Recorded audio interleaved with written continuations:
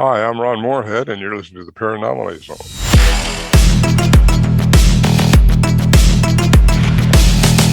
Look, I know the supernatural is something that isn't supposed to happen, but it does happen.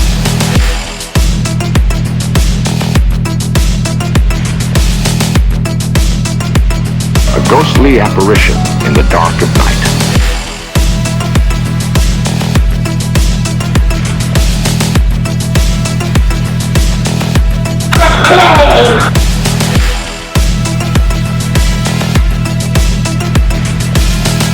Human sacrifice, dogs and cats living together, mass hysteria.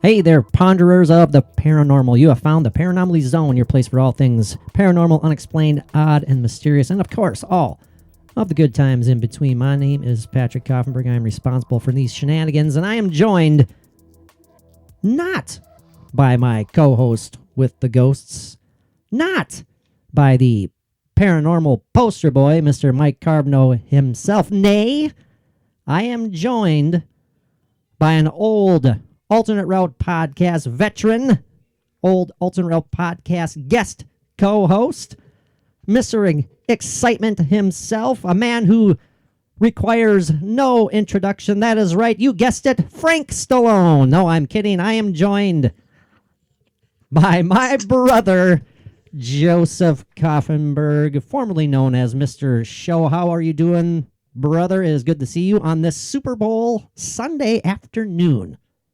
Yes, sir. Thank you very, very kindly for having me on this wonderful podcast of yours.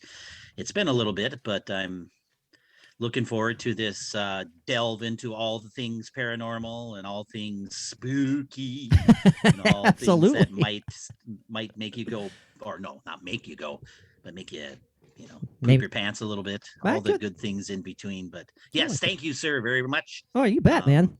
I wish to be here. I'm tempted to take a screenshot right now because all of our listeners, I wish you could see. It's my brother Joe. He thinks that he has to get close and closer to the screen. I was just talking about this too. Remember Carol? It's like Carol. It's like Patrick. I need to get closer to you. So I miss you so much. There he slowly gets closer. Slowly making my way. Like, can you hear me? That's great. It's a great visual. A great visual indeed. So, yeah, but it's we're going to have a good time. This is your first venture, your first jaunt since we have been rechristened as the Paranormal Zone. So, again, thank you for joining me, Joe. Appreciate it. Absolutely. Yeah, we won't banter very long about this at all because we need to dive right into our topic, which is a good one today. We're talking haunted theaters, and I specifically chose this topic because, in all sincerity, Joe here you're born and raised a theater man. You've always been a stage actor, and you are now a stage director, a drama instructor. The theater is in your blood, and I think it was a good idea to throw this topic out there so we can banter back and forth and get your ideas on all things theater and why the hell it would be related to the paranormal. I think it'll be pretty fun. Yeah, so no kidding. Yes, but yes. Who do you got? Absolutely. Who do you got today? Who do you got today, Joe? The Bengals or the Rams? More than likely, I don't think the Bengals match up very well with the Rams.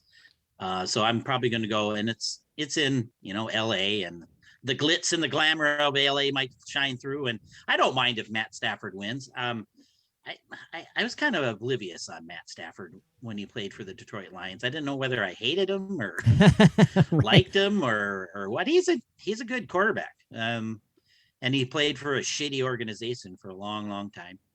And I guess it doesn't matter. Joe Burrow's young, and tell me about it. But second year, man. But we can't say that because Dan Marino in his second year went to the Super Bowl and never went back. I think he made it to the AFC Championship game that following year, and that might have been the closest he got to returning.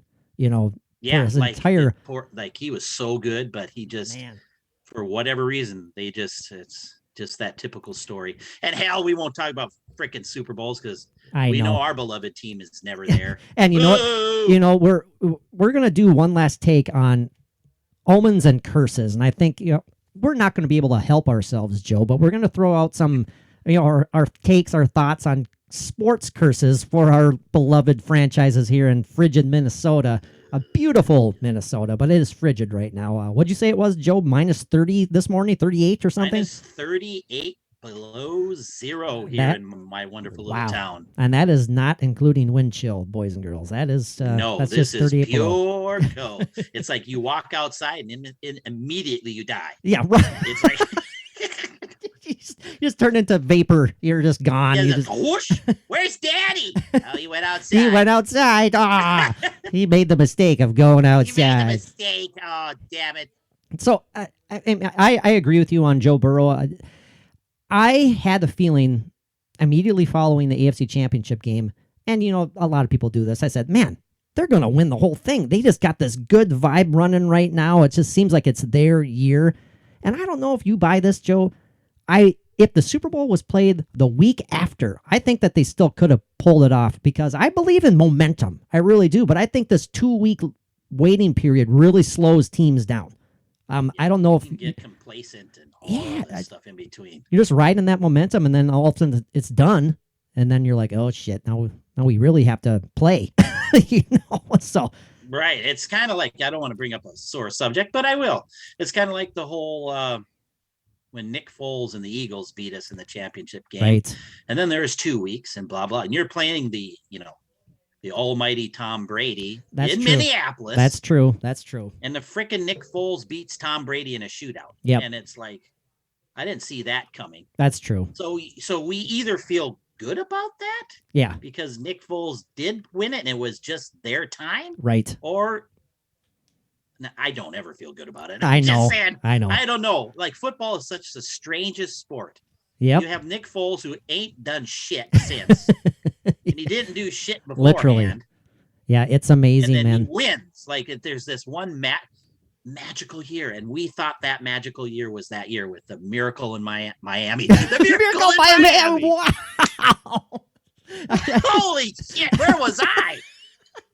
Apparently you were in Miami. The Minneapolis Miracle. There you Good go. Lord. Yeah, we even texted about that, saying, oh, my we God, did. This just feels like it, man. It does, and the thing is, and we're done talking about this now, but that year was the one year that I didn't watch 1 second of the Super Bowl, Joe, because I couldn't. I had no freaking interest. I was still heartbroken. Yeah, I know. And I never ever watched the replay of the Minneapolis Miracle. I just don't. I never do. I don't want anything to do with it because it did nothing for us. It was a divisional round, for God's sake. I know. And it's like, yeah. And it took us that miracle to freaking beat the Saints. Yeah. So, which that shouldn't have happened anyways, but our defense clamped. And in second bye, half. Sean Payton, you suck. Yeah, exactly. He just happened to get out just the right time when the team is imploding financially, didn't he? Exactly. He's like, I don't think my heart did it anymore. Yeah, but he's not retiring. He's just taking a year off. What a putz. So I'm sorry if there's Saints fans out there who are listening right now, but we don't like your coach. Yeah.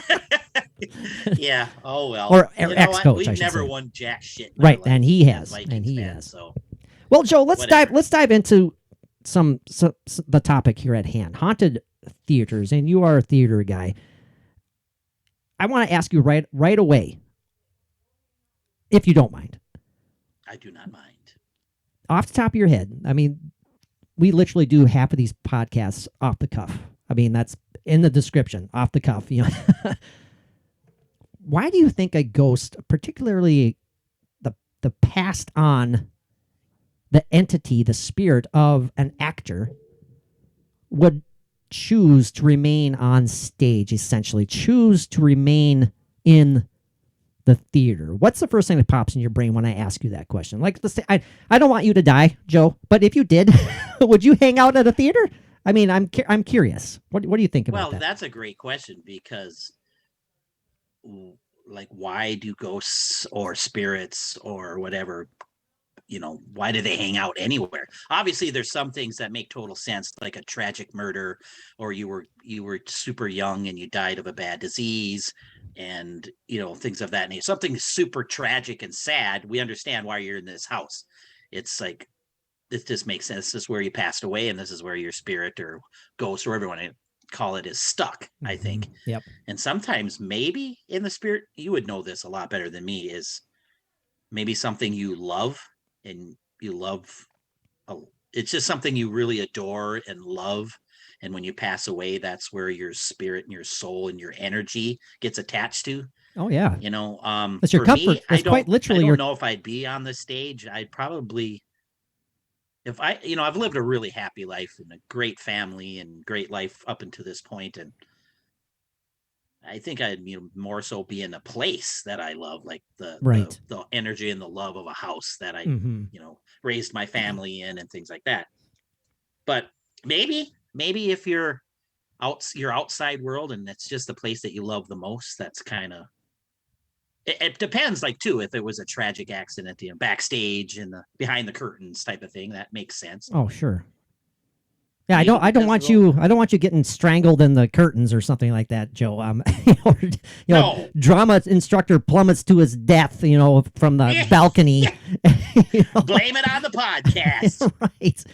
So, but I guess when I rudely tried to interrupt you there, what I was thinking of is quite literally, it's like the comfort zone. I mean, literally like a supernatural comfort zone. It's like maybe that's where they feel at home. That's what that's where their passion lay. And again, as you mentioned, that energy could just be imprinted there. I mean, we all know the differences between intelligent hauntings and residual hauntings. I mean, some of these stories that we're going to share sound like they're very intelligent, where they're different experiences by different people, which suggests that it's not a residual haunting, where it's not just the same imprint that's replaying itself over and over and over and over. So that gives me the idea that it's an intelligent spirit that's lurking. Lurking's not a good word to say, but that's occupying. Occupying. That's lingering. Some of these stories are downright creepy and sad. Okay, can I ask? I ask you a question? Of course. Just because you are, again, you know this so much more. You're up to date on this, and you're more educated in this stuff than I am. And I kind of get the gist, of between residual and an intelligent haunting. Yes, sure. I kind of like the basic things. Sure. But can you explain a little bit? And I know you've done this before, but this is for my stupid ass.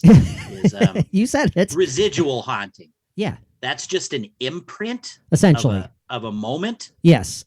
Essentially, that's just correct. Gets played over and over. Right. Like, imagine, the analogy, the cliched analogy is like, it's like a record player that just keeps going over and over. So, it's the needle's caught in the same groove and it just plays it over and over and over. It's like some energy imprint that's just there. It's static. It doesn't interact with, living beings, living forces. It doesn't reply to you. Like if you got like a, let's say more than likely, if you're doing like EVP recording sessions, if you get replies from something, those would suggest that that's an intelligent haunting, intelligent spirit, because it's replying to you directly. If you got any sort of audio anomaly that let's say you got it one day and then the next day you went and did an investigation at the same time and you got that same audio anomaly, that would suggest that it's like a residual, some sort of energy that's just there replaying itself for whatever reason. Yes, that's great. I mean, perfect explanation. But but doesn't that? No, I know. That's just for a lack of a better word. Sure. Does that suggest anything for the person or whatever that is that passed? Is that a bad thing for them? Are they trapped in that moment? That's kind of what it's like an interesting thing. So it's like this one imprint of something, and it gets on the loop, and there it goes, boom, boom, boom. I wonder if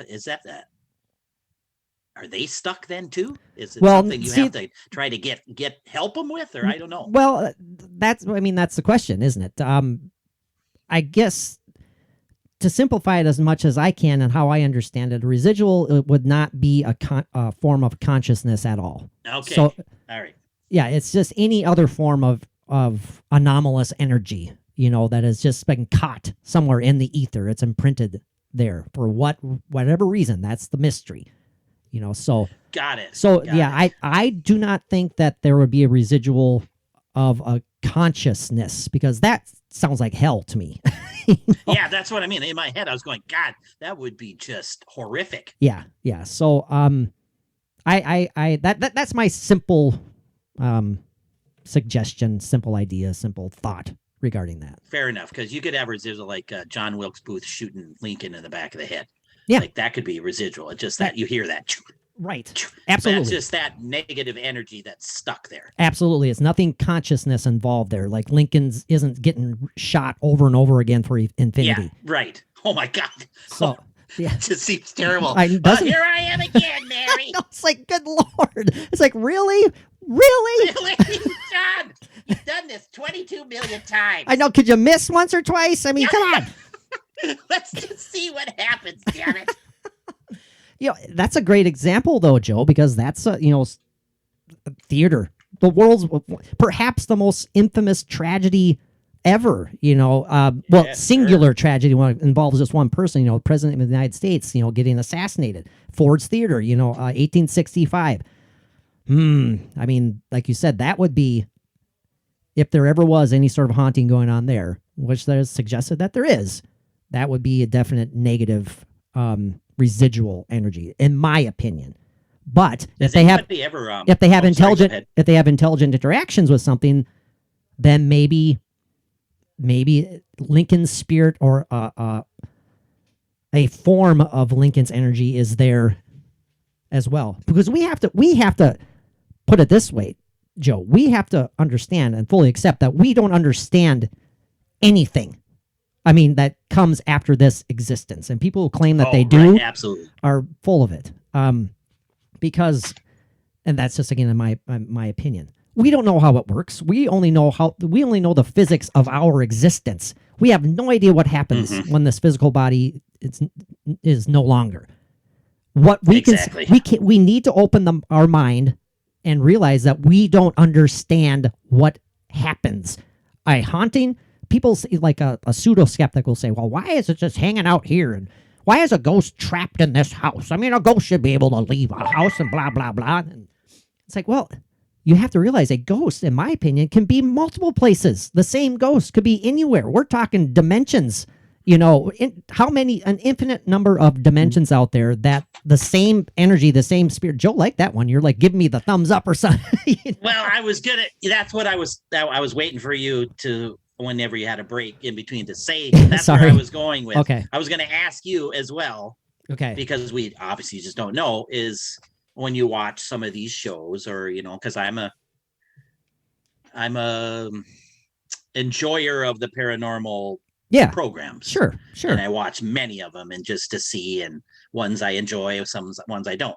But even in some of those things, you see, like, why is so and so here in a place that they were rarely ever? Right. And then, or the history of somebody, and it's like, well, why this house and not the house that he spent 30 years? It's a weird dynamic. Yes. And you just mentioned like dimensions. Maybe they're traveling through wherever they find the need to be at the time. Yeah. And again, don't know. We don't know, and we have to get over ourselves and realize that our brain is very limited. We cannot understand what a lot of people claim we can understand. I saw an article the other day where it says scientist claims the afterlife does not exist, and I had to retweet that. I'm like, oh, really? Oh, yeah, I saw that too. It's like, boy, I'm so glad that the human mind is so capable of such blanket and grandiose statements as this. Can you predict the future as well? It's like, my God, person, how arrogant can you be? The afterlife does not exist. Prove it. There are no planets in the solar system. The solar system for sure. The solar system. Oh, man. Anyways. But hey, we're having a good conversation already. We better get to haunted theater stuff, Joe. No, that's good. We'll just start rambling. That's a good thing. But off the cuff, you say? Off the cuff. Off the cuff, absolutely. A couple of the stories here that I wanted to share here. Haunted theater stories. Some of these theaters you might be familiar with, but a couple of them I'm starting with are in London. London is infamous for haunted theaters. The Theatre Royale, Drury Lane. I wonder if it's pronounced. Is it pronounced Theatre Royale? Or yep.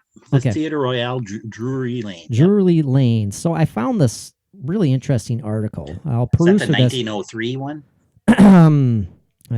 Is it? let's see. I looked up a few of them this morning as well, and that was one of them. I found an interesting article here. We'll for this podcast, we'll focus on some of London's most haunted theaters. Ooh. And this article I found lists them really interesting. It says where, who, when, and why. So, for instance, where the Theatre Royale, Drury Lane, Covent Garden.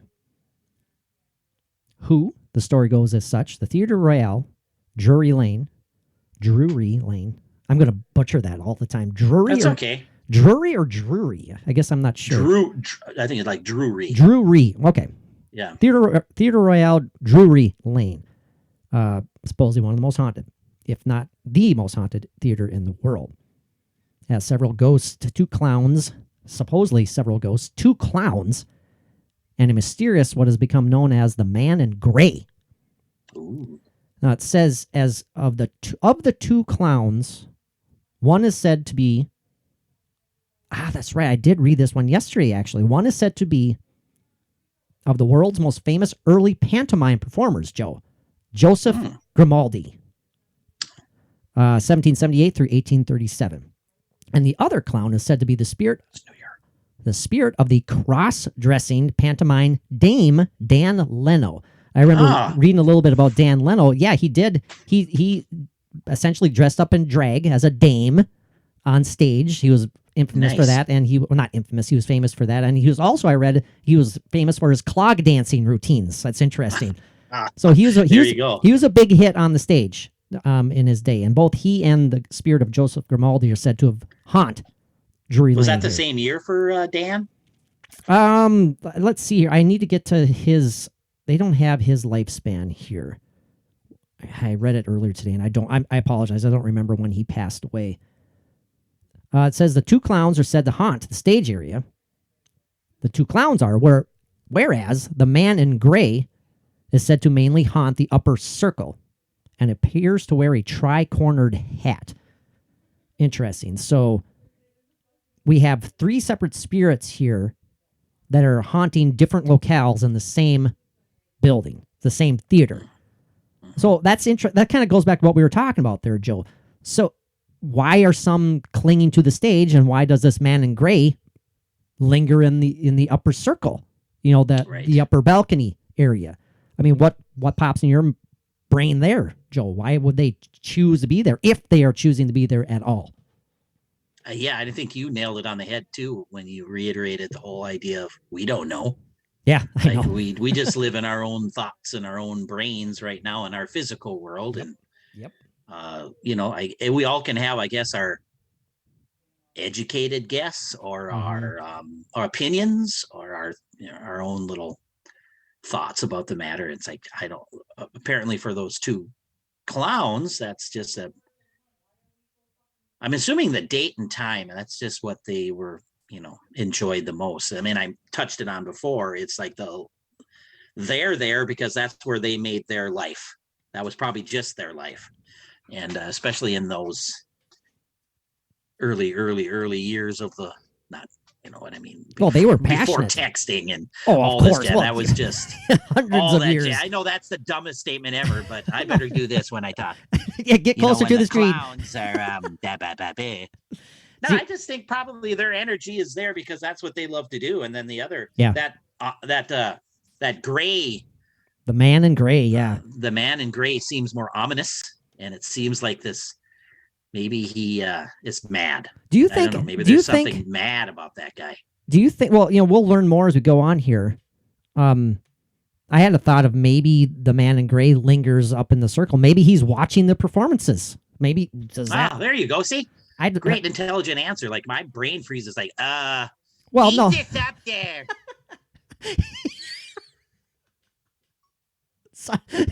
I need to take screenshots sometimes, Mr. I was going to call you Mr. Joe. If I meant Joe. That's what they call me at school. Yeah. Oh, that's right. That's right. Yeah. Now, the when for this article, the lost spirits have manifested themselves in one way or another on countless occasions over the past centuries. In the 1840s, the theater was renovated, which, get this is always an ominous sign, During the renovation of the theater in the 1840s, Joe, they discovered a whole batch of bones up in the wall of the upper circle. Architects suspect that the bones are that of the man in gray himself.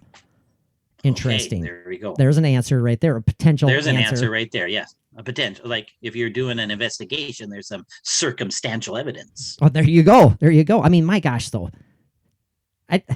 That's like something I want to avoid during my time here on Earth, my physical existence. I don't ever want to stumble across human remains. I don't. I don't know. Oh, you don't? Seriously? I don't. That doesn't interest you? Like, I don't know. I wouldn't just be freaked out about it at all. Like, there's something about that honestly does not give me the heebie-jeebies. Or really? I mean, I've never. Okay, again, let me rephrase that. Sure. I've never been in that situation, but Right. as of this moment, and it's not something I think about every day. Like, I'm gonna go look for some human remains. This is today the day that I lock out. The day that I will find a severed head underneath my yard. Fingers crossed, boys and girls. Fingers crossed. And I'm recording it for my YouTube channel. Here I go, boys and girls. It's today the day. Yeah, the head hunting YouTube channel. That's Mr. Show right there. But I in a weird way think that'd be fascinating and trying to figure out why that is. I'm not necessarily sure that would Let me can I rephrase scare me that? or how about this? bother me. How about this? Maybe I wouldn't be so much coming across if it was skeletal remains. I think skeletal would be. I would probably be. And again, we don't freaking know. I would be okay. Yeah, I don't either. But coming across a recently deceased body or a body that's decomposing, then I don't want. Yeah. That's just That that's would be horrific. disturbing. That would be very disturbing, I think. Yeah, I hear you on that one because it's then a fresher thing, and it's like, well, what the heck just happened? Like You can swear by 2 the way. months ago. Okay, fuck. There you go. So I do. Yeah, I agree with you on that. That would be a little bit more off-putting. A little. let's Oh God. just say. Yeah. You think? I think I read a bit about the man in gray. I'm perusing through this particular article. I thought I had read that not only is this man in gray been appearing throughout the centuries, but there have been claims to have seen essentially, Joe, a floating head. And the reason people have claimed to have seen a floating head, if I'm correct on this, is because the man in gray requested to be beheaded after he died. Why he wanted that? I don't know. Thinking, wait a minute, beforehand? Hey guys, you're playing a poker game, and he's like, "Well, I'll bet you my head." And I am going to win black. I don't know if they play blackjack. There you go. I'm sure they did. It's like, are you sure you want to put your head on the line there, mister? I do. I'm so confident. and he lays his cards out and he has like a deuce and a 4. And, 1, 2, 3, 7. Exactly. It's like, he was like, well, I play by the rules. Get out the axe.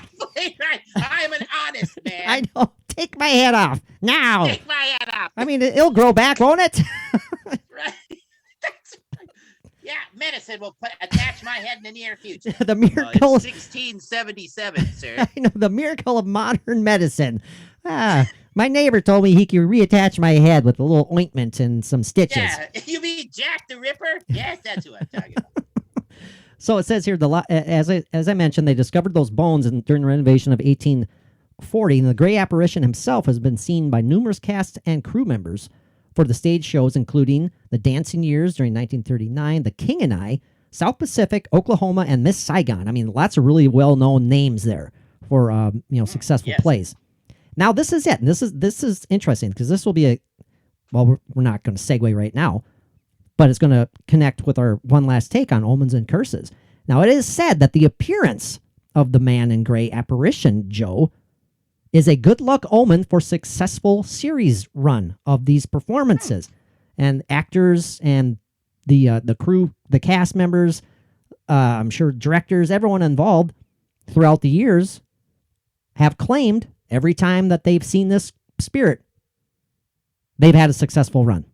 It's almost like, Joe, every time, you're play is going to perform for one acts, or you're going to put on one of your shows for your school, I always jokingly text you. I'm like, oh, I hope all of you break your legs and your neck and all that stuff, you know, because that's supposedly that's a supposed theatrical good luck omen of. I don't know why. I don't know how that originated. Maybe you do. Right. I don't know. But why would this appearance of this ghost mean that the show is going to automatically have a successful series run? I have an idea, and I want to throw it out there real quick to you. Yes. If this happens, is it purely coincidental, or is it purely psychological, Joe, that if you see this apparition and this legend has just been growing and growing and growing, where it's like, oh, 4 plays before us saw this ghost and not one guy blew his line, not one person, not one gaffe happened on stage, and we had a successful run. We sold the theater out every night after night. And so therefore that psychological advantage almost is all immediately instilled in their mind. They feel better about it because I saw that ghost. I am out there. I'm going to nail it tonight. What do you think about stuff like that? Is that a bunch of hogwash? Oh, absolutely. Okay. I agree with that. That's just, that's the power of our own mind. That just boom. Oh, that our mind is so strong and powerful that anything, it's like you just put all these positive thoughts into something, something positive will happen. It generally does. The power of positive thinking. When you're a kind of a negative Nelly every now and then, you just nothing great really is going to happen for you, because you're just, the energy isn't there. Your negative energy just kind of takes over, and you don't create anything. You don't create your own luck and your own happiness and your own everything. And I'm sure that's just the power of the mind going, oh yeah, boom.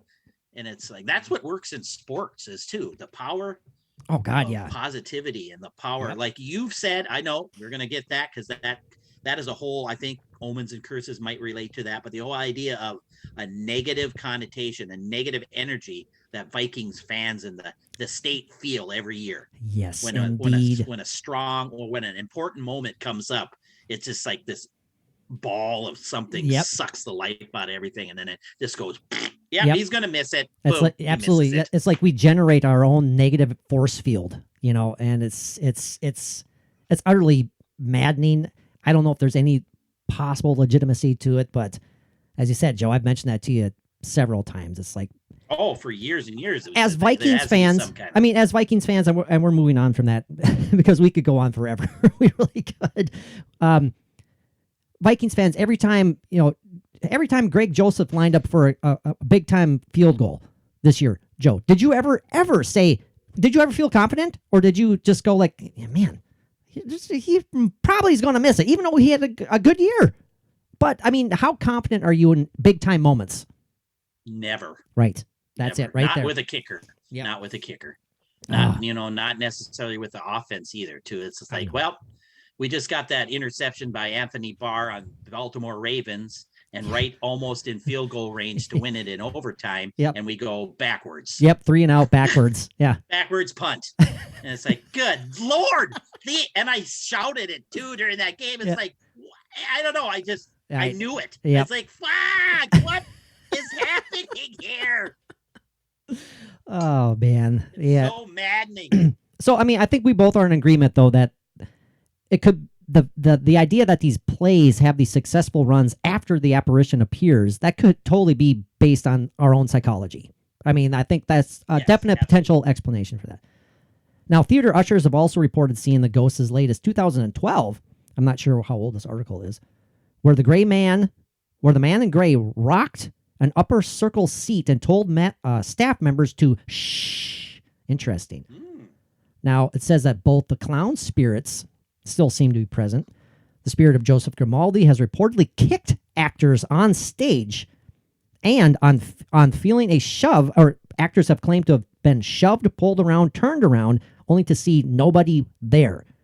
Pantomime Dame Dan Leno has been claimed to have manifested as himself as a smell rather than a vision. Now, this goes back to an article I read yesterday, Joe. Apparently, Dan Leno, unfortunately, as a lot of people did, he had a life filled with medical ailments. One of them including incontinence and bowel problems, I believe. But he always covered himself with a very strong scent of lavender because of his flatulence problems that he had. Yeah. And, his digestive system problems. And so guess what smell people claim to have? They claim to have this lavender fragrance appear on stage as if from quote unquote beyond the grave. That's very, very interesting. That strong sense of smell. They say that the sense of smell is our most powerful sense. That's really crazy to think about. Your odor lingers in the afterlife, Joe. You better smell good, man. You better smell good. I use cologne every day, man. But that's another thing that's constant and consistent in the paranormal world that you see is smells. Yep. Absolutely. When they go into a house and they go, "Oh, do you guys get a sense of that smell?" And then they'll say, "Oh yeah, so and so like to use this perfume when they go out, and so would use this smell." And so again, another thing that's linked to the paranormal world is the good old the sense of smell, man. Smells and all the lingering energy of certain things that is left over. All the different things, man. It's so many different things. Oh, of course, just makes it even more fascinating. Just like you have to kind of think of physical world. You have to kind of think of it as, how many senses do we have in the physical world? So they have just as many in whatever world is after this. So why not experience smells? Why not? It makes sense. It does. If you can wrap your mind around it. Smell his farts. So good for Dan. There you go. Thank you, Dan Leno, for being so considerate. Yeah, right. Now, he's a very fine young gentleman. Here's a date. The Theater Royale, Drury Lane dates back to 1663. So, and this falls under the category of why this place is haunted here. And this is according to this article on hauntedlondon.com, I think it is. And, the theater has a career of making and breaking many actors and theater professionals when it comes to their careers. Actors are notoriously a passionate breed of people. You know that, Joe. Yes. And obviously, no doubt, some would rather not be forgotten, even in death, kind of suggesting it's like, acting. They don't want to be silenced even after death. And so therefore, they're going to linger. They're going to hang around because they still want to have that feeling of performing, the feeling of getting noticed. It's almost the feeling of applause and the love that you get back. Yep. It's like, I still need it. Yep. That's a great way of putting it. Just that reception, that positive reception. It says here that the highlights of Joseph Grimaldi's career took place at the Theatre Royale. Although, sadly, due to a crippling disease, he eventually lost the use of his legs and could no longer engage in his trademark physical performance. Just think about that for a second, how heartbreaking that would be when you're that passionate and you just need to perform, but then your body just stops. Your body stops working for you. That has to be heartbreaking. Oh, yes, exactly. It's kind of, I use these analogies all the time when I having a conversation with my kids or with my beautiful wife. It's sports and life are so connected. Okay. In my world, it's like I can use an analogy of sports with theater all the time. I was using it for my one act team. Mm-hmm. And I use that. It's like momentum and working hard. And you may be the most talented person in the world, but if you don't put in 1000%, you're not going to be successful. Mm-hmm. Like your team could just go through the motions and be so talented, but it's going to be the team that outworks you. Right. Oh, absolutely. That's going to win. And it's the same in life and everything. It's like the harder you work at a relationship, the harder this happen, or the harder you work at a relationship, the more effort you put into anything you do, you can reap the rewards. That's a great way of putting, because, you mentioned, maybe we mentioned before we started recording. Tom Brady wasn't the most physically gifted guy in the world, but he's the greatest quarterback of all time. Yep. Hard work. He was like insane about his work ethic, almost quite literally insane about his work ethic and his diet and all that. And whereas someone like Dan Marino, not saying he didn't work hard, Dan Marino far more physically gifted when it comes to being a pure pocket passer than Tom Brady. You know what I mean? Just as an example, in my opinion. But did Dan Marino win? Unfortunately, no. I'm not saying that he didn't work at it. Makes that absolutely. He put in, I'm assuming, what he just needed to put in. Perhaps. Then Yeah, there's you that never- other level Yeah, that that insane. Tom Brady is, that passes everything. That's just what makes him the greatest of all time. That's just because he wasn't physically gifted at all. Now, Like, well, right now, getting back to Joseph Grimaldi here and his when he was alive, and he unfortunately his physical ailments prevented him from performing anymore. It's suggested here that's perhaps out of jealousy that Grimaldi, the spirit of Grimaldi, is known to administer sharp kicks to the legs of actors and theater workers. sure. Or tugging on their back or turning them around, because he's like, you maybe he's like giving them a okay.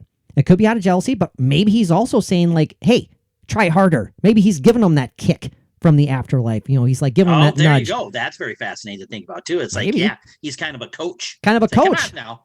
I like that. Yeah, an afterlife coach. That's kind of neat.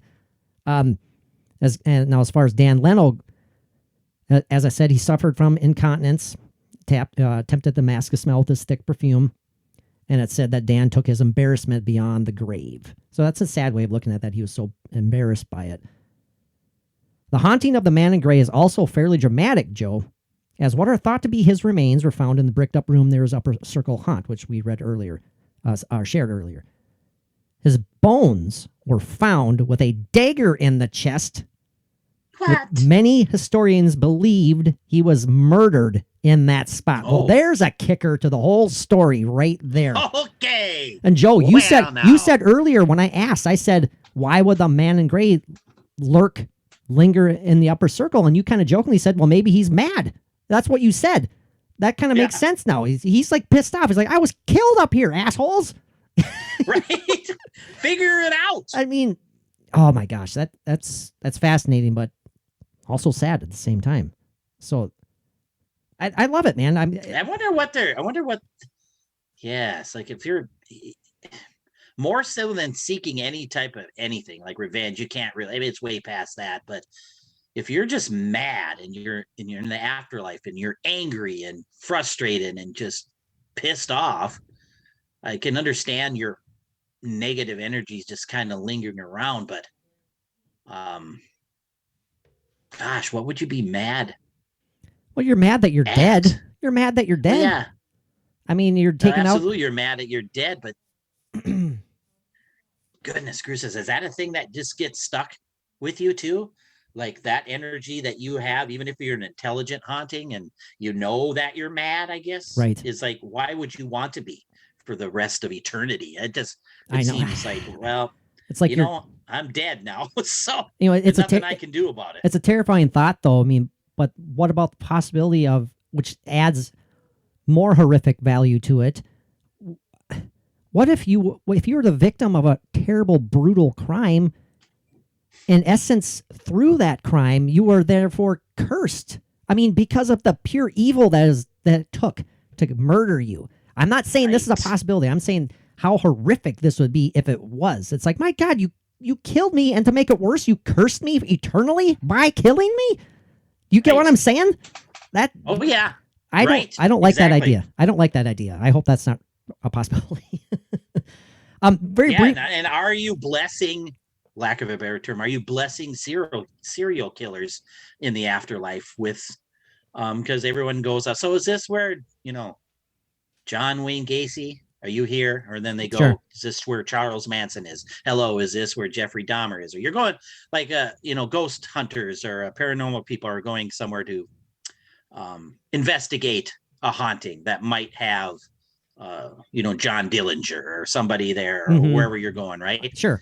Now, are you blessing them with the thought that we get to be killers in the afterlife and we're still evil? So what does that mean? Does that mean that they were all possessed I know, by the man. devil?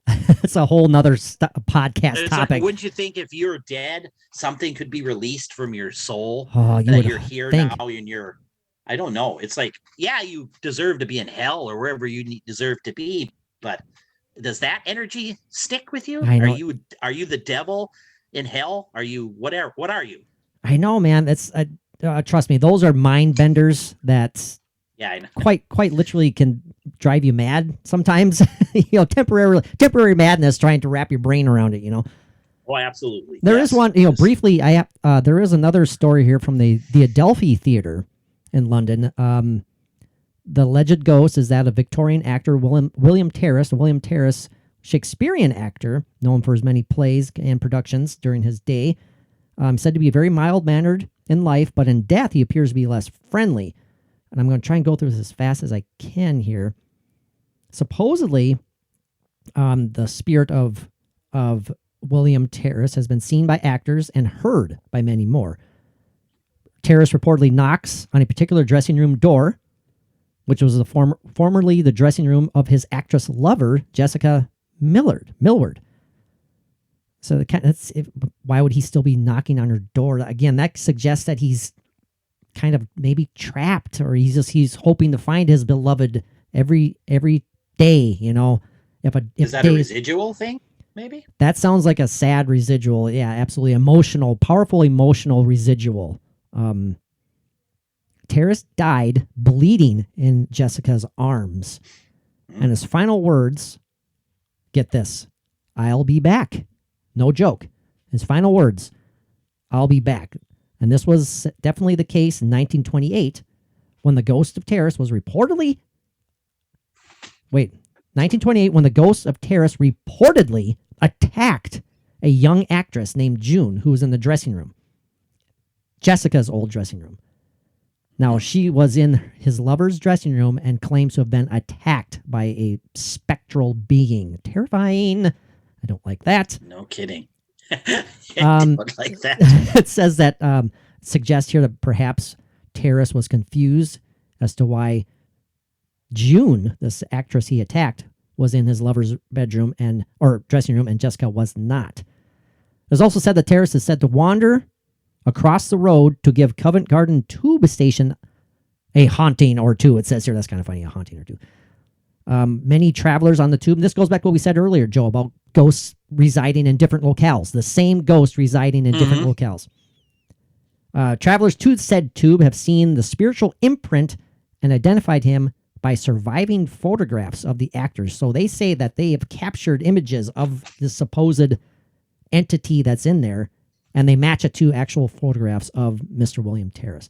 Now, why would he haunt? Very quickly, says that William Terrace was the victim of a murder at the stage door of the Adelphi Theatre by a crazed out-of-work actor in December of 1897, just before he was due to perform in the evening's performance of Secret Service. He was then stabbed and killed by a friend. Deranged actor Richard Archer Prince stabbed him to death in a fit of jealous rage, and Terrace went on to die in his lover's arms. I'd say that's the makings of a haunting right there. Oh, absolutely. And that, again, it's all speculation, obviously, but it just seems like when you have a horrific thing like that done to you in a specific place, immediately when you die on that spot, on the ground, in your lover's arms, or wherever you may be, it seems like your energy and your soul stays. Yeah. You know what I mean? Oh, it's God, just yeah. like your physical body goes wherever it goes. It gets buried. It's gone. It's cremated or whatever happens. But that imprint is that just seems like factual to me. It's not, I don't know, but it seems like in those places, it's just like that energy is gone, but it's just going to stay there. Yeah. And it can't go anywhere because you weren't meant to die. There you go. You weren't meant to be murdered. You were meant to live more. Yep. So it's like, why did you just, take away all the rest of my life? So that makes sense why that's there, in some of these cases. 100% it does. Well, imagine the emotion, imagine the drama, imagine the terror, imagine all of these just, in those moments, you have to believe that your emotional output is at an all-time high at those moments right there. I mean, great quote. Yep. Not even to a spiritual sense. I mean, it's left you've given all that you could, quite literally. All of your energy, all of your emotionals, all your emotions are gone, and they are there. It's such a powerful moment that it is left there. It's until it can somehow maybe be helped. It can be eased across. It can help. It can somehow be assisted in its transition. That energy is going to still be there. Yeah, it's because you made sad. the perfect idea. It's like the emotional, whatever you said not that long ago, which would be a minute ago. I like how you worded it, but okay, sure.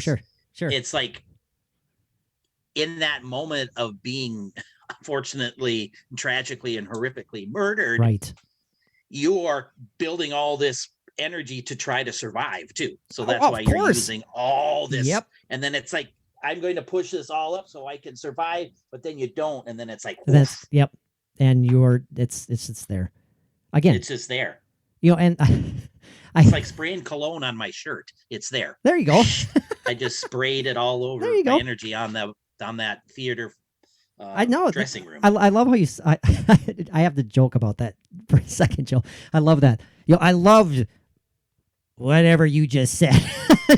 Yeah, I know. That was perfect because I had it and I lost it. I was trying to remember. It was your emotional. Your first word was emotional something. Output or something. Output. Yeah. There we go. There you.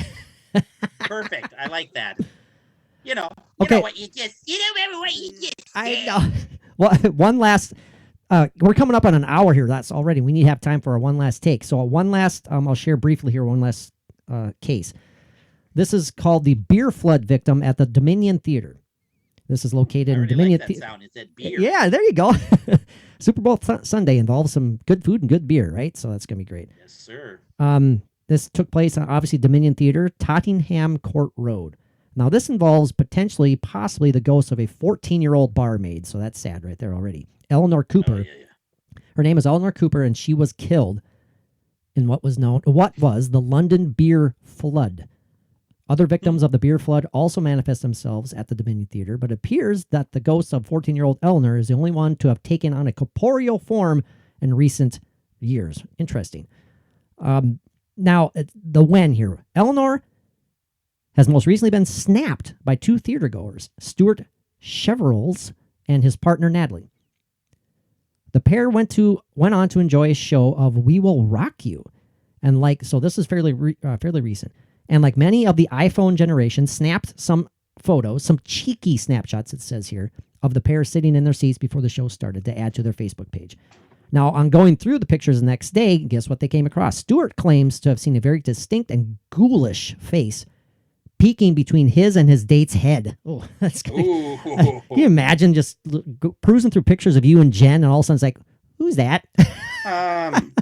That's not Uncle Harvey. It's not Uncle Harvey at all. When did Uncle Harvey grow fangs? I don't remember that. Didn't Uncle Harvey just die? Right, exactly.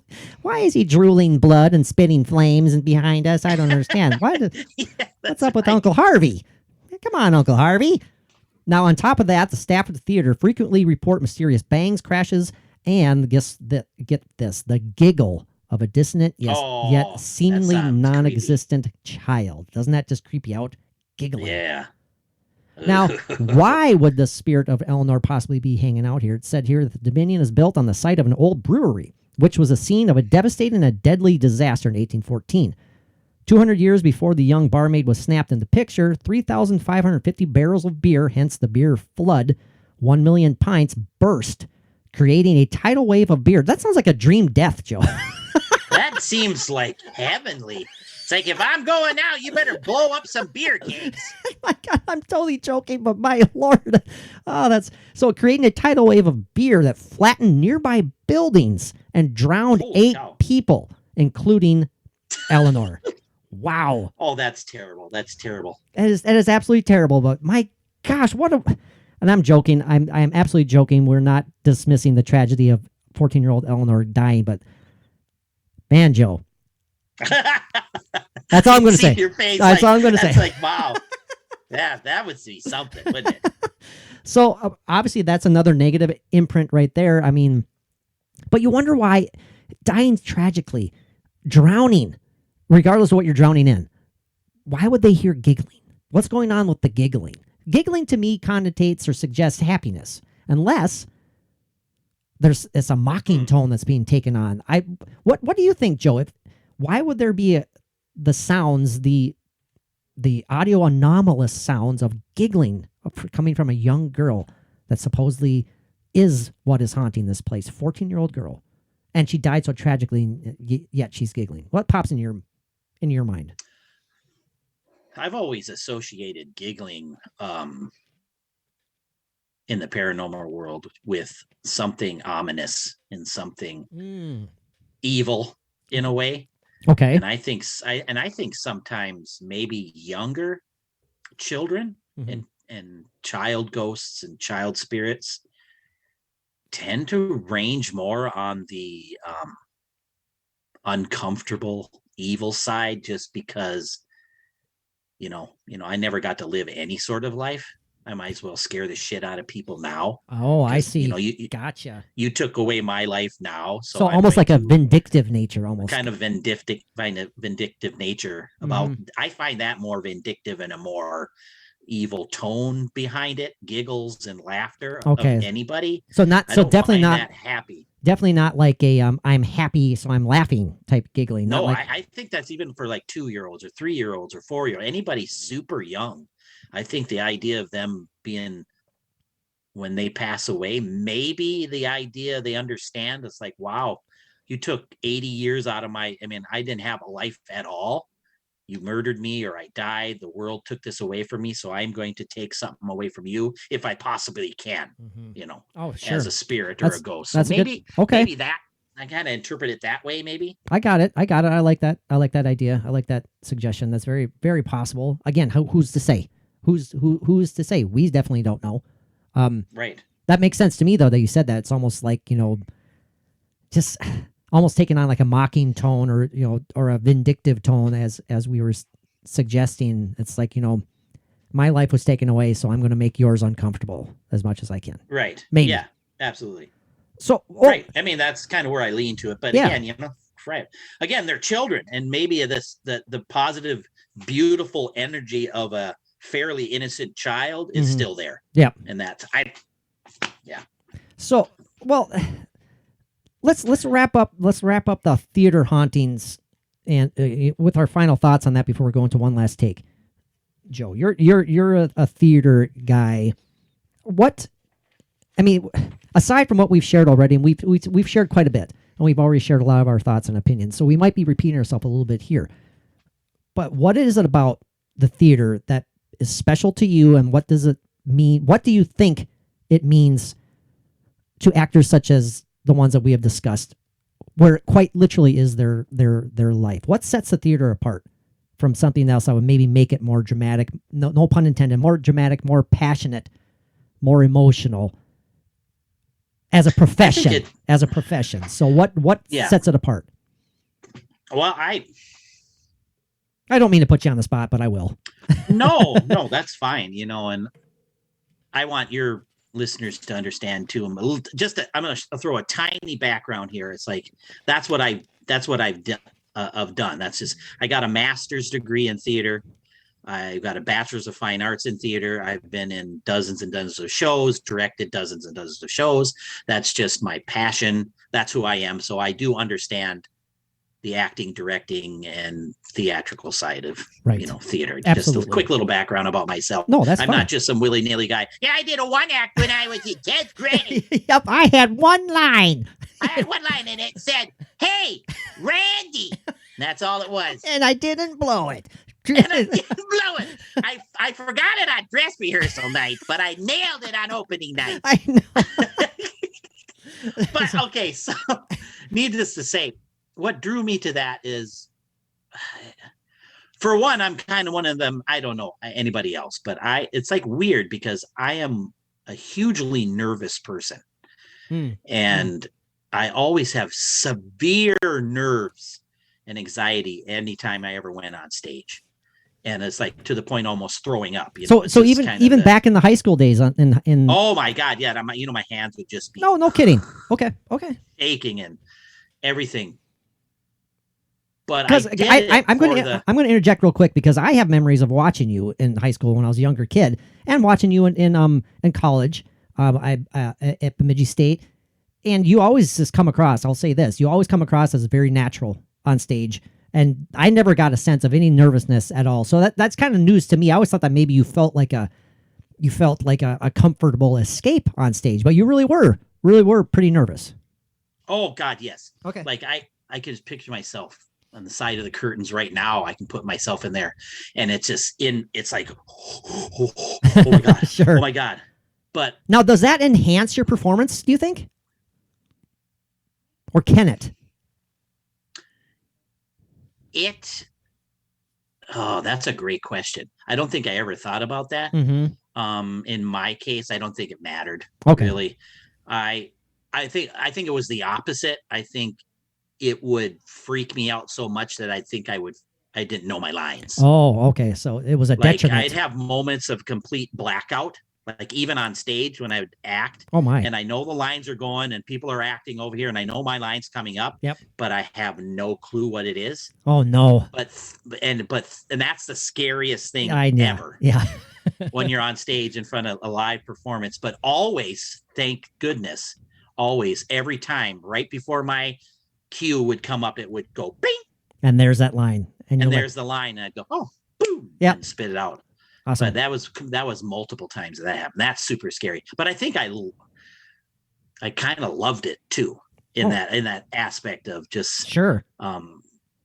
Because I could make something up on the spot too if I wanted to. But Mhm. anyways, I think the idea. But what I love the most about acting and the theater was not only being able to be somebody different, being able to just act some way that I would never act in my life or something I would never do was just a beautiful thing. But also the energy and the feel and the rush of this beautiful, I can't even release. It's like I was so nervous. And right when I walked on stage and I said my first line, it automatically left. There you go. Yep. And it just left in this rush of amazing energy. And then I was just stoked. I was just, God, I'm so fucking pumped Yep. to act in front of all these people. And then it was just boom, boom, boom, boom, boom. And then it was, I mean, that's just unbelievable positive adrenaline. It's almost like an addiction that you have going, that you're just flying through this just powerful. I loved that feeling because everything that I felt for the hours and hours before the show of that built up anxiety and stress and everything immediate. It's like, yeah. And it's like, it was like a shot of heroin or something, just immediate. It's like, whew. Yeah. I could physically feel it leave. And then this other thing possessed me up. And I was like, whoo, this is a beautiful feeling. So I was drawn to that. And that energy was what I love about theater. Now, just in your example there, Joe, now think about these haunted theaters and think about why they would choose to be lingering there. I mean, as you said earlier, it's kind of sad, but maybe they're trying to relive that awesome feeling like you just stated. You know, maybe they're constantly, I hope that they are reliving it somehow, because it is sad if they can't and they're constantly searching for that feeling again and they just can't find it. Oh yeah, that was a great point, Patrick. Yes, absolutely. That makes a lot of sense. Like just describing what I felt in that energy, and yeah, maybe they're searching for that energy. Yep. So, and that makes a whole bunch of sense, and that could be it right there. Like, who knows? You know, again, we don't know. There's a million different things, but that seems like, I'm sure that's viable for some people who are stuck on the stage, and that's what it's like, I want that. Like, that was the only thing that ever made me happy and feel something. It's very possible. I need that. Very possible. Yep. You know, and I agree. I totally relate with you, Joe. Just being, I've never acted in plays, but just being in bands and performing music in front of a crowd, you know, it's the same thing. I would always be, absolutely. I would always be nervous, an excited nervousness. I'd be tense, but the moment the first song, you're in the middle of that first song and you finish the first song, then it's smooth sailing, essentially. Then it's like, I got it. That adrenaline is pumping. Now I'm relaxed at the same time. So I get it. I relate to that as well. So. Yeah. And that's what made the rest of the show so much better. It's like that build up, and then I would do it and it would release. the crap would go out and the goodness would come in. Yep. And then when I'd go off and do, I'd have to go off stage and I would just be so excited for the rest of it. Yeah. Like, I can't wait to get back on the stage. Oh, I had to go out this door for my exit. Then in about 5 minutes, I come on this other door and I'd just be sitting there going, yeah, let's damn go. it, I can't wait to get it. This is so fun. Like, it was just so fun. That's awesome. And at that moment, for that hour and a half or 2 hours that I was on doing my back and forth, was just, it's just a beautiful thing. And it's like, what, again, go back to anybody in the world. It's like when they talk about people who might be sad or have a crappy life, they always like why movies are so important and why sports are so important. Mm-hmm. They said, yeah, those 2 hours or 3 hours of my life are the most happiest because I can forget about everything. It's an escape. It's an absolute and it's escape. Escaping and you're escape. Yeah, it's just a beautiful energy that I enjoyed. And I wasn't escaping from something, but I was just enjoying that moment. It was so fun. All right. Well, that's been an awesome conversation, Joe. I really appreciate your input here. Now, Mike and I, since we've like I said, re-Christianed this show, we always finish it with one last take, what we've called just one last take, and it's simple as that. We take any story, any case, any cryptid, any ghost story, any haunting, any video footage, what have you, out there in the paranormal/cryptid world, and we just throw our takes on it, and we rant back and forth, and we basically, by the end of the show, we give our conclusion, what we think, we say yay or nay, essentially. And I'm just going to lay it out there briefly, and it relates to this topic, omens and curses. God damn it. I can count your nostril hair now when you do that. Yeah, right. Perfect. So, I had to do one more. Sorry. Go ahead. No, it relates. It relates here. So, omens and curses. Just in general, let's riff on them, Joe. Do we buy into them? Do we think that they're legit? Is there something paranormal in existence out there, something in reality that we can call omens and or curses or both? I know we're going to dive into, and very briefly, let's dive into it. I'm sure we will. The idea of sports curses, because that's something that we're passionate about. The curse of the Bambino, all the way back to the early 1900s. I was just going to say that. I mean, so many examples we could throw out there. And these omens, like we mentioned earlier today, if the man in gray appears before these stage shows, they go on to have a successful run. There's good omens and there's bad omens. Do you buy... The Cubbies had the goat, right? The Cubbies had the goat. Absolutely, the curse of the Billy Goats. And just something has to happen to finally break through these curses if they're legit.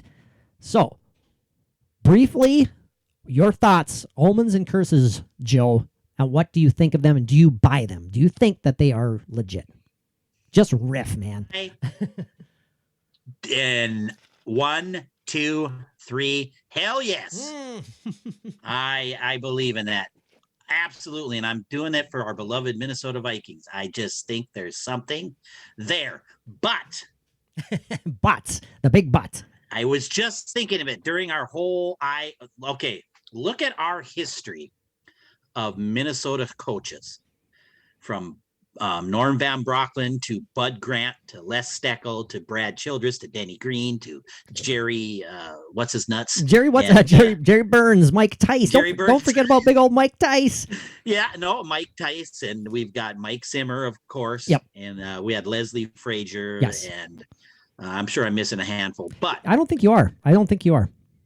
We had 10 coaches in our history. That's what I know. So Kevin O'Connell, soon to be. Yes, and Kevin O'Connell. Now, when you put it together with curses and the idea of, now I'm just throwing it together, spitballing right now off the cuff about energy and negative energy and positive energy and curses, it makes sense to me now. Look at those coaches and look at the energy that they brought. Not one of them was if you think about it, were anywhere, maybe Mike Tice, but not one of those had any type of fun-loving, relatable energy of some sort. Relating to the players. Yeah, maybe Mike again. I want to say that I think Denny Green had good player relations, and Denny was ultimately successful. I mean, he was. I mean, we didn't win Yeah. the big. We didn't win the big. The Vikings didn't win the big one with Denny Green, but he took us to the playoffs 8 out of 11 years, for God's sakes. So I mean, that's success. That is success. And I Yeah, and absolutely. I Absolutely. And then think going to- the players liked playing for Denny Green up until the end. But I could be wrong. But that's a lot of coaches, though. I mean, that the majority of them, like you said, Joe, they had that stoic, unrelatable personality, and that's just who they were. I mean, Yeah, I think I was more so. I'm trying to associate it with the. I'm just going to say it: the energy that's in the Vikings, the franchise. Yeah. The franchise's energy. the I think aura. it's more the era, the aura, and everything about the Vikings is just kind of. It's kind of again stoic and kind of this hard nosed. Oh yeah, coming up from the cold north, the tough. Yeah, there's something about it which. It's almost the too Bud old Grant, school. the everything. It's something about that. And I'm thinking maybe that energy that has been around forever, henceforth, we've never won a Super Bowl. We haven't? And oh no, we haven't, by the way, Patrick, just to let you know. Okay. Minnesota Vikings have never won a Super Bowl. Oh, I think it's about to change with the 37-year-old high energy, smiley, positive. Let's get this done. I'm going to be your friend. I'm going to be your coach. I'm going to be everything. Maybe, just maybe that will lift off that aura and that energy and create something extremely positive. If there is such a thing, and I have other examples to throw out there as well. If there is such a thing as a curse that's on the Minnesota Vikings, and we'll move on from the Minnesota Vikings topic, where the hell did that start and why? That's one thing. That's one thing Exactly. That's why I still abide by the idea that if a curse exists, it's created by us. I mean, it's created by too many negative thoughts in this state. As silly as it may sound, we said it earlier, Joe. How many times do we feel confident the Vikings are going to come through and make the big play? Never, essentially. Never. Unfortunately, no. It's like, oh, are we going to... I don't know how many times you've texted me in the middle of a game and you'll say, you would say something. I just told Mom right before he did he was going to miss it. Right. Yeah. I'm guaranteed he's going to fumble. Yep. And the fucker fumbles, or something. And it's like, you did it. Yeah, that's right. There you go. And I'm just one example of how many thousands in the state who are doing that exact same thing. Because it's usually it's me, our brother Matt, brother Mark, and maybe a couple friends of mine who go out to our mom's house. Joe and the mommy of Joe and I, mommy, we go out on Sundays and watch the Vikings game. Because mom loves having the company, and she's a lifelong Vikings fan as well. And I still love mom. I love listening to mom and her watching games, because she usually at one point it's guaranteed that she'll yell this: "Get him!" Yeah, I love it. I've heard that all my life too at Vikings games, and it's like, get him, get him. And then she'll say, "Well, why did they do that?" And it's great. So it is beautiful. It is a beautiful thing. But all of us are gathered in front of the television watching the game, and just between us 4 or 5 people, we sit there and we look at each other and say, "They're going to blow it. They're going to blow it right now. Watch it. They're going to blow it."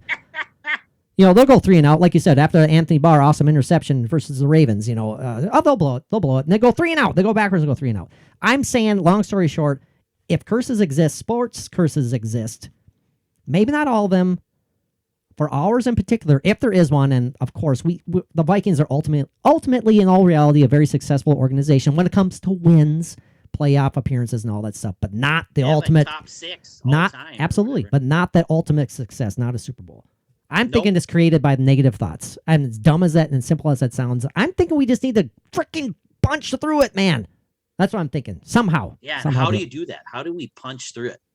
Now, as far as punch through, as far as OMENS, I think a coach and the environment a coach comes in with can sway a certain amount of our thoughts. There you go. To something different. And I think that's going to make a big difference. Now, as far as OMENS go, Joe, the one that pops in my brain, that the most infamous one, the most well-known one, is the Mothman. the Mothman prophecies. You know, Yes. supposedly when something terrible is about to happen or has happened, you know, the bridge collapse. Supposedly, this being, this entity, whatever you want to call it, appears, and it portends the future in a negative way. It is an omen. In your, and again, we're wrapping this up here, so we're kind of flying through it, but I want to get your thoughts on it. What the hell would a negative omen be, Joe? As opposed, again, repeating myself, the positive omen of the man in gray. So therefore, the drama team is going to have a successful run. Maybe that's all purely psychological. What the hell will be a negative omen, such as the Mothman, Joe? What is that? What comes to mind? Black cat, right? The black cat, right? Going across. You know, it's like, oh, don't be standing on a ladder or something. I don't know what the hell that one was. Something about a ladder with a cat, and you know, a ladder and a jug of wine and some peanut butter. What's that omen? You know that old yarn about don't walk across the frozen lake with a pitchfork. Yeah, you know that one. That's right. That old yarn. Don't dare tickle a deer on February 7th.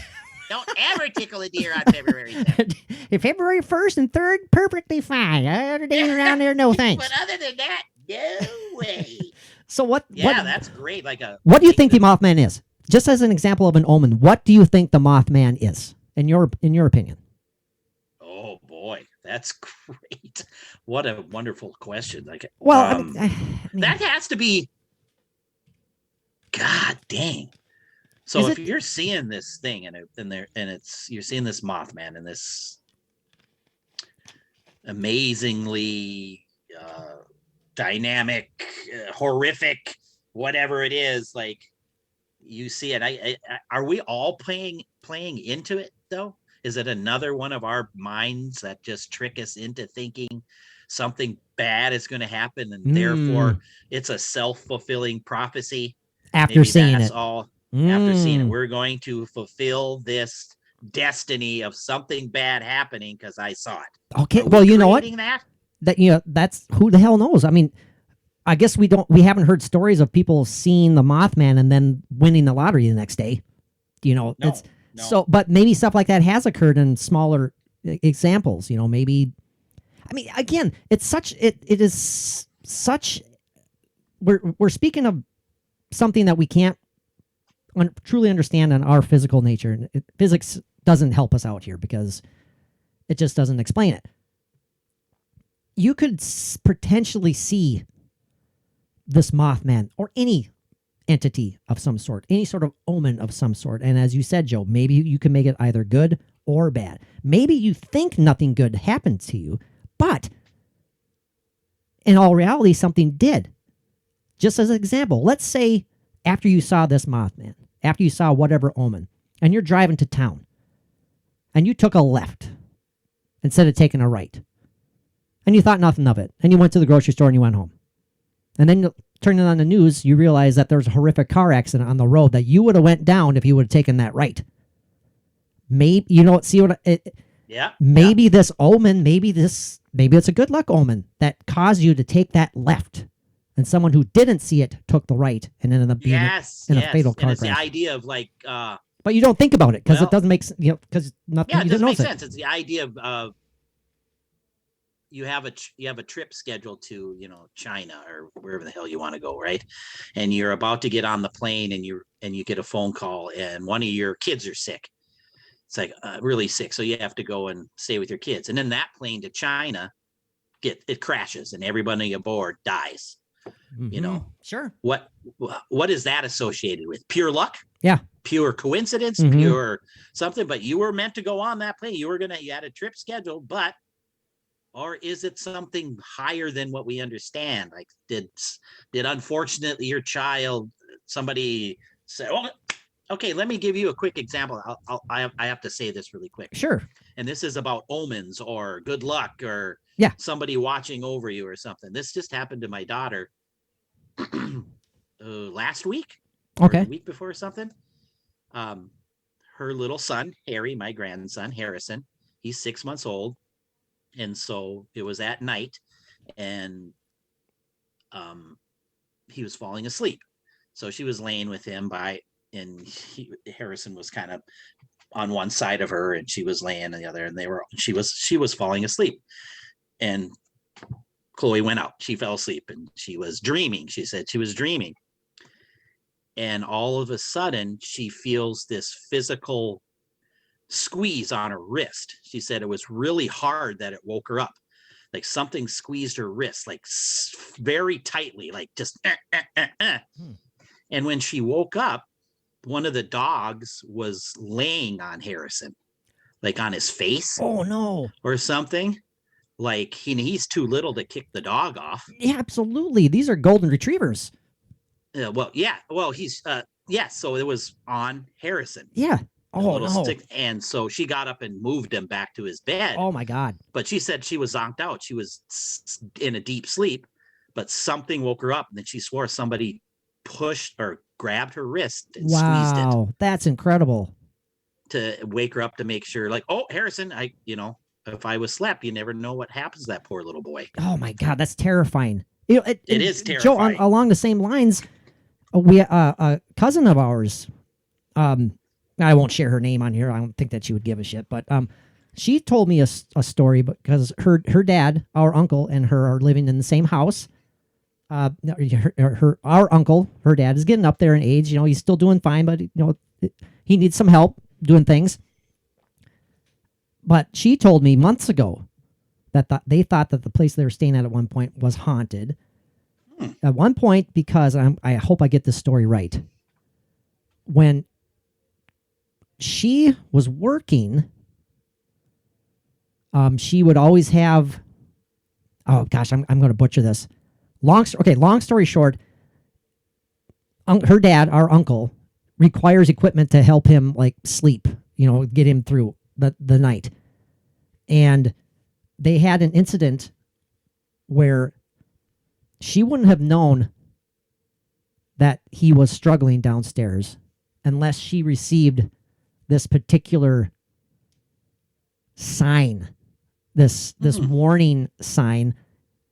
He wouldn't have been able to let her know any other way. He was unconscious, but she was somehow told to go down there and check on him. And she did. And thank God she did. Otherwise, he probably would not be here. Oh, really? Oh, my goodness. Some odd thing. And I'm butchering the story. I know I am, but that's right. That's the essential. That's the essence of that story. She got like essentially a sign, a spectral sign, Joe, to go check on her dad.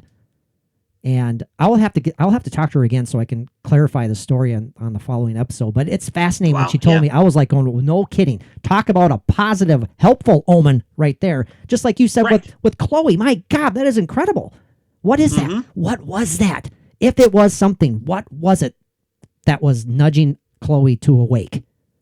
What was exactly that? Like when she was telling that, we were just so.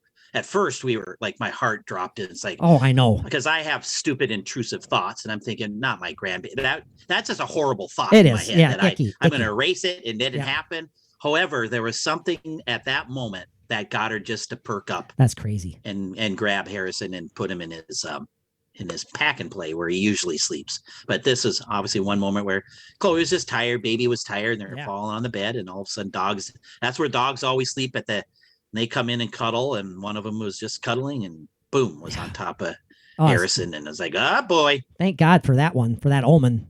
If it was an omen of some sort, or whatever you want to call it. Right. It's like relation to our little and end of the clip. But it's time to wrap it up here. Holy cow, we're going up an hour and 25 minutes. Awesome. Thank you so much, Joe. This has been great. As far as like the Mothman goes, what pops in my brain, just because of all the negative connotations that go along with the Mothman, and of course, longtime listeners, ding, ding, ding, ding, ding, will know what I'm about to say. I think of something that's ominous and pure evil, almost demonic in nature. I can't help myself but go to demonic in nature. Right. Right. I'm not saying that's what it is, that's what I can't help but thinking, especially when it portends a negative, tragic outcome. So is it real? I don't know. There's so many crazy stories about the Mothman that I don't know. Until I see it, which I hope I never do.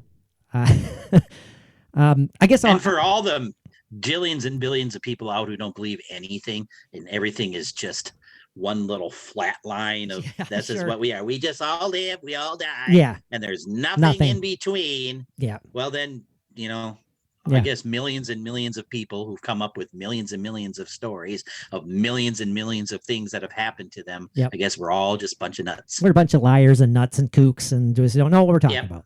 Well, don't know what you're talking about. Well, Joe, this is what we do. Wrap it up. Scale of 1 to 10. Scale of 1 to 10. Omens and curses. Legit 10. Not legit. Fake. Made up in our minds. 1. Where would you put curses and omens on a scale of 1 to 10? Can I say 8? On one last second. Of course you can. Anything. You say 8. I'll give it an 8. Okay. High enough. But I don't want to go to a full 10. Sure. Because then it makes my life miserable. I gotcha. Oh, man. I want a little bit of leeway there. So Sure. I'm going to give it an 8. Man, this one's tough for me. It really is. And I'm not poo-pooing anything at all, but those stories that you're saying that you shared there with Chloe, man, that's just powerful stuff. The stuff that her cousin told me. Ah, man. It's crazy. And just idea. I'm thinking our listeners are always waiting for me to give my final one too. I usually with bated breath. They're like usually it's like it's wham bam, I got them, but this one's kind of tough. My initial reaction was like a 4. That's my initial thought was a 4 out of 10. I'm going to be positive about this one, Joe. I'm going to be open-minded. I'm going to say a 6 out of 10. How's that? And that's pretty good. That's because I think there's a legit possibility for it. There's a legit, and I tend to side with it just because of those personal stories that we have to believe in what you believe and what your brain is and what my brain is. Yes. We always have to be above a 5 for anything because we mostly can't necessarily be, this because there's just stuff out there. There has to be. There is. Well, Joe, and all is connected. This has been awesome. Man, this has been a great episode. Thank you so much. I usually have Mike sign off. He usually says, peace out, boys and girls, or whatever the hell he says. So I'll give you the sign off. How do you want to sign it off, Mr. Show? Thank you very much, everyone, for tuning in. Hey, if you've lasted this long, you will love our Patreon content. I'm telling you that right now. It's just growing and growing. It's getting better day after day. We have over 80 exclusive posts on there now. You can sign up for as little as $2 a month. Exclusive content, video content, audio content, ghost hunting content, exclusive episodes, all sorts of things, fun things, cool things. Go check it out. You can sign up for a month. No obligations for as little as $2. I guarantee you'll enjoy it if you enjoy the podcast. All right, Joe. Take it easy. And if it's easy, take it twice.